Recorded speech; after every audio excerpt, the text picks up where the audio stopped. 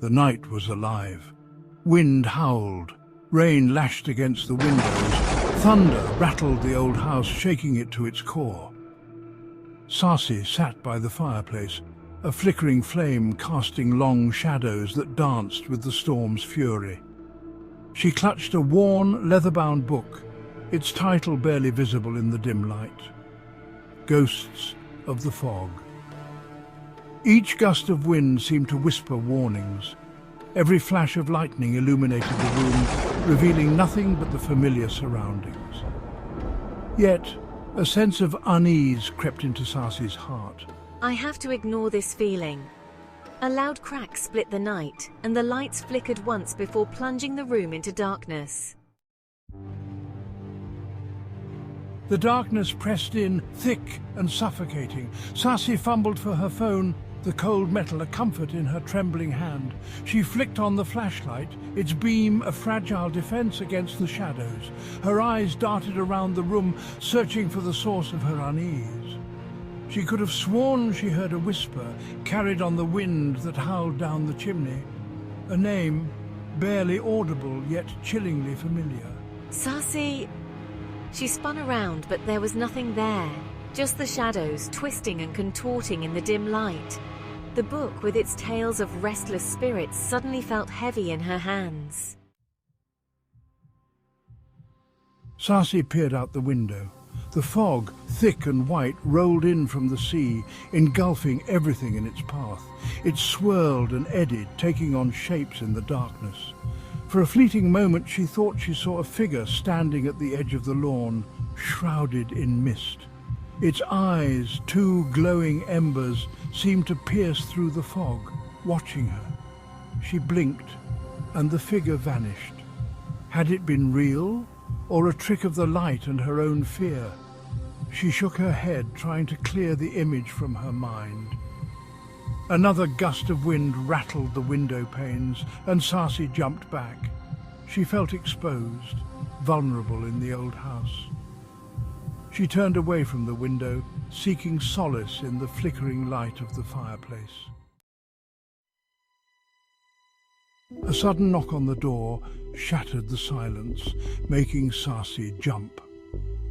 Her heart hammered in her chest, her breath catching in her throat. Who would venture out on a night like this?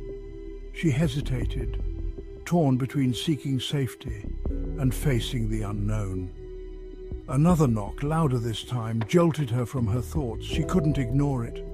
Cautiously, she made her way to the door, each step echoing in the silent house. She peered through the peephole, her heart pounding. Standing on her doorstep, drenched and shivering, was Mark, her closest friend. Relief washed over Sassi, momentarily chasing away the fear that had gripped her. What are you doing out in this weather? Still catching his breath, Mark recounted his harrowing experience. I saw a figure, tall and gaunt, its eyes glowing an unnatural green, standing in the middle of the road. It pointed at your house, Sassi. It was like a silent command, and it sent chills down my spine. Sassi felt a cold dread settle in her stomach. The figure in the fog, the whispers, the book, it all seemed interconnected. Mark, this book, it talks about spirits tied to the fog. Suddenly the temperature in the room plummeted. The air grew heavy, making it difficult to breathe. A low growl echoed around them, seeming to emanate from the very walls of the house. Fear, raw and primal, tightened its grip on Sassi and Mark. Oh my God, Mark, look! A ghostly figure, translucent and shimmering, materialized from the shadows in the corner of the room. Terror choked Sassi's words. She stumbled back, pulling Mark with her, as the ghostly figure glided towards them. It raised its hand, and the book on the table flew open, its pages rustling frantically. We need to do something, Mark whispered urgently, his voice trembling. The book, it might have answers. Here, an ancient ritual. Maybe this can help. With trembling hands, Sassi gathered the necessary items. A silver coin, a lock of her hair, and a drop of her blood. She followed the instructions, her voice a shaky whisper as she recited the words in a language long forgotten. The ghostly figure paused, its eyes fixed on Sassi's every move. As Sassi finished the last syllable of the ritual, the room was bathed in an unearthly light. The ghostly figure wailed, a sound filled with both agony and rage, and then with a final, heart-stopping shriek, it vanished. Silence descended, heavy and absolute. The storm outside seemed to have abated, the wind dying down to a low moan. Sassi and Mark stood frozen, their breath caught in their chests, unsure of what they had just witnessed. The book lay open on the table, its pages filled with cryptic symbols and faded ink, offering no further explanation for the events that had just transpired. I don't know, but I don't think it's over. The shadows had retreated. The air no longer crackled with unseen energy. The house felt empty, abandoned. The following morning dawned bright and clear, the storm a distant memory. The fog had retreated, leaving behind a crisp autumnal air. Yet, despite the return to normalcy, a sense of unease lingered, a chilling reminder of the previous night's events.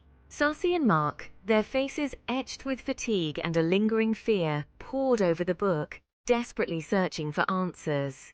Their investigation led them to ancient texts, long-forgotten legends, and whispered tales of a tragic love affair, a jealous betrayal, and a vengeful spirit seeking retribution.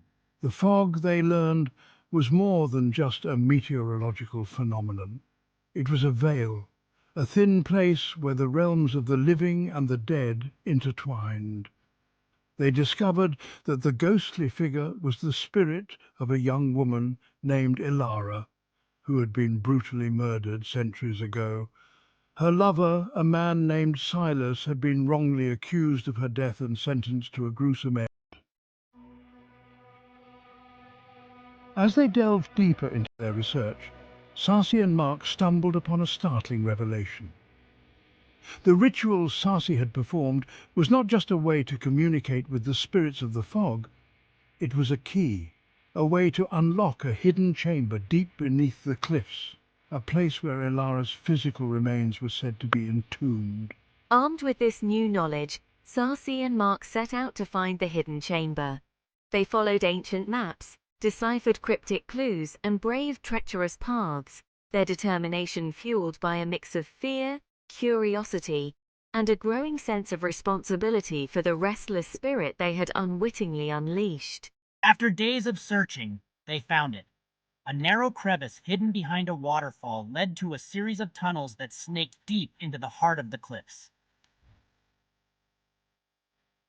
The tunnel opened into a large cavern, its walls adorned with ancient carvings depicting Ilara and Silas's tragic tale. In the center of the chamber lay a stone sarcophagus, its surface cold and damp. This was it, Ilara's final resting place. As they approached the sarcophagus, the fog began to seep into the chamber, swirling around them like spectral tendrils. The air grew heavy, charged with an unseen energy. Sassi and Mark exchanged a nervous glance. They knew they were treading on sacred ground. Suddenly, the sarcophagus began to shake violently. The carvings on the walls glowed with an eerie light, and the fog swirled faster, forming a vortex around them. A blinding light erupted from the sarcophagus, throwing Sassi and Mark back. When they dared to look again, the chamber was empty. The sarcophagus lay open, its contents gone.